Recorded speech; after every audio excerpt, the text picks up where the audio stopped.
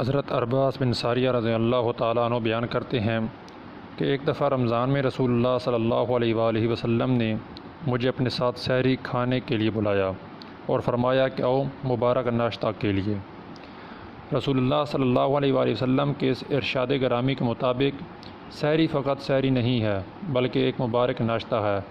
یہود یہ سمجھتے تھے کہ اگر سحری کھا کر روزہ رکھا تو کیا رکھا، لیکن اسلامی شریعت میں اس تصور کی کوئی گنجائش نہیں ہے۔ جب اللہ تعالیٰ نے مقرر کر دیا ہے کہ روزہ صرف دن کا ہے اور رات اس میں شامل نہیں، تو اس کا صاف مطلب یہ ہے کہ رات کو کھانے پینے کی مکمل آزادی ہے، اور اس آزادی سے خود کو محروم کرنا درست نہیں۔ رات کو اٹھ کر سحری کھانا تو ایک مبارک ناشتہ ہے جس کے ساتھ ہم روزے کا آغاز کرتے ہیں۔ اس کی حکمت یہ ہے کہ روزہ شروع ہونے سے پہلے کچھ غذا کھا لی جائے تاکہ دن بھر کام کاج کرنے اور دوسرے ضروری امور سر انجام دینے کی طاقت ہمیں حاصل رہے۔ ایسا نہ ہو کہ ہم بھوک اور پیاس سے نڈھال ہو کر بیکار پڑ جائیں، یہ دین کا مقصود نہیں ہے۔